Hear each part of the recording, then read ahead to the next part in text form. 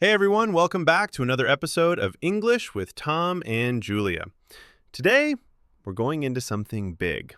Something almost everyone feels, but almost no one talks about honestly.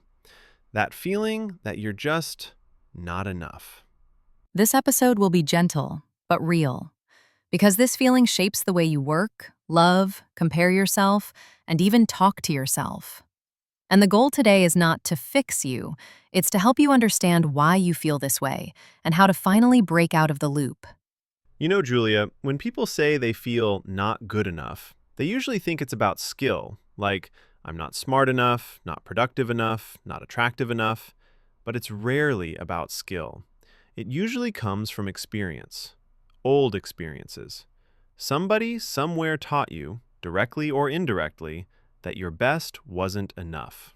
Yes, sometimes it's a parent who only praised achievement. Sometimes it's a teacher who embarrassed you for making mistakes, or a partner who made you feel like you always had to earn love. And this is what people don't realize. Your brain holds on to emotional memories more than factual ones. You might forget the situation, but the feeling stays, and that feeling becomes a lens. A lens that tells you, try harder or people will leave. A lens that tells you, don't rest, you haven't earned it. A lens that whispers, if you fail, everything falls apart. It's such a heavy way to live. Let's talk about the silent rules. Every family teaches rules without saying them out loud, like, don't bother anyone, be the strong one, don't show weakness, only success equals respect.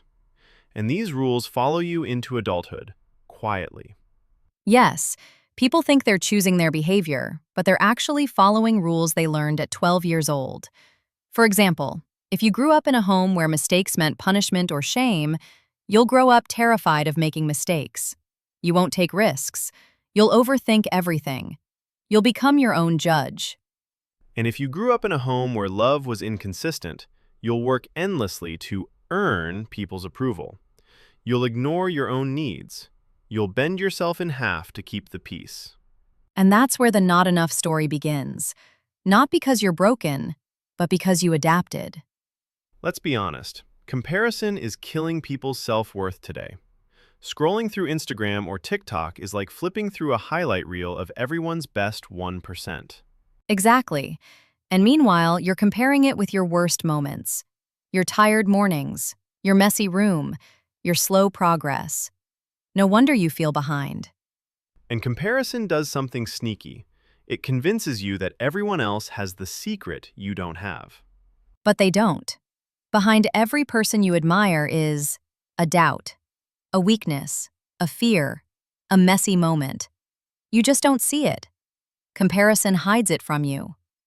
And the more you compare, the more you reinforce the belief, I'm not enough. But that belief isn't fact, it's repetition. Perfectionism is such a big part of this. People say, I'm just a perfectionist. No, perfectionism is fear in a fancy outfit. Fear of being wrong, fear of being judged, fear of disappointing someone. Yes, perfectionism looks like high standards, but it feels like high anxiety. It keeps you stuck. It stops you from starting. It convinces you that if something isn't perfect, it isn't worth doing. And this is where the not enough story becomes a cycle. You expect perfection, you fail to reach it, you feel not enough, you raise your standards even higher, over and over. Pretending is exhausting. Pretending you're confident. Pretending you're okay. Pretending you're strong all the time. Yes, masking. Wearing the I'm fine mask around friends, the I'm confident mask at work, the I'm responsible mask for your family. People are tired because they're performing their identity instead of living it. And when you pretend long enough, you forget who you really are. And that's when you feel disconnected, empty, and not enough. Let's get into the healing part. There are 3 things that actually break this cycle. 1. Naming the belief. Saying, I feel like I'm not enough because awareness breaks patterns. 2. Lowering the bar to human level.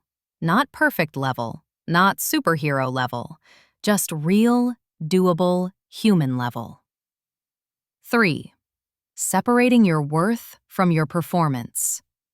You are allowed to rest, allowed to make mistakes, allowed to be loved even when you're struggling. And one more thing, you need evidence, real evidence that you are enough. So, celebrate small wins, recognize progress, speak to yourself like someone you care about. This rewires your brain over time. You know, Tom, something really powerful happens when you finally feel worthy. Your relationships don't just improve, they transform.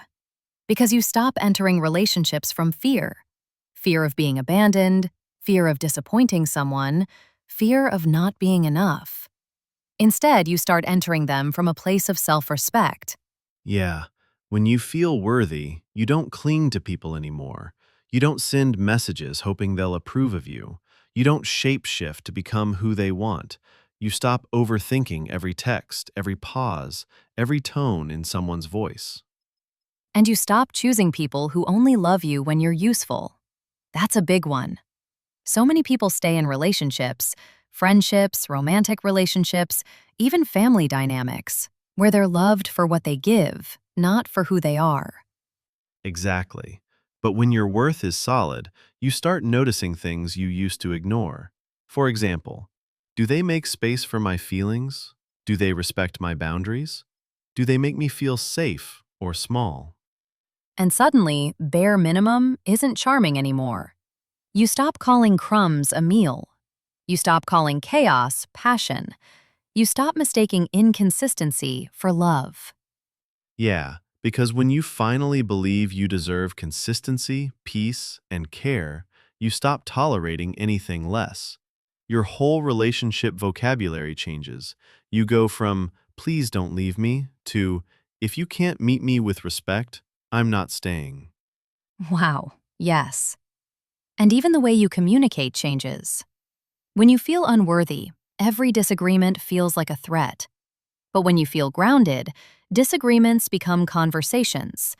You can say things like, I felt hurt here, instead of, I'm sorry, it's my fault, forget it. And here's another shift. You start setting boundaries not out of anger, but out of self-love. You can say no without apologizing. You can express your needs without shaking inside. You can walk away without hating yourself. And because you're different, the relationships around you change too. Some people step up because your confidence inspires them. Some people fall away because they were only comfortable when you played small. And that's okay. Growth naturally filters your circle. When you feel worthy, losing certain people doesn't feel like a tragedy. It feels like clearing space for better ones. Yes. And the most beautiful part? You start to attract people who match your energy, people who listen instead of judge, people who give instead of take, people who show up instead of disappear, people who love you without making you earn it. Because when you feel enough, you finally stop chasing love and your sources. And you start giving love differently too, more gently, more openly, without fear that you're too much or not enough. Because when your worth is steady, your love becomes safe. And healing becomes a shared experience, not a lonely battle. That's the gift of feeling worthy. Here are 3 tools that actually work. Tool 1, the 10% rule. Instead of trying to be perfect, ask, what would 10% better look like today? Tool 2, the mercy sentence. Say one kind sentence to yourself every morning, not dramatic, just kind. Tool 3, the pause before panic habit. Before you criticize yourself, pause for 3 seconds. This break stops old patterns. And these tools seem simple, but they're powerful because they're repeatable. And repetition heals. If no one told you today, you are already enough, not because of what you do, but because you exist. And if you've been carrying this belief for years, we hope today gave you a new starting point. Not a perfect one, a human one. Thank you for being here with us. Take care of yourself, truly. We'll see you in the next episode.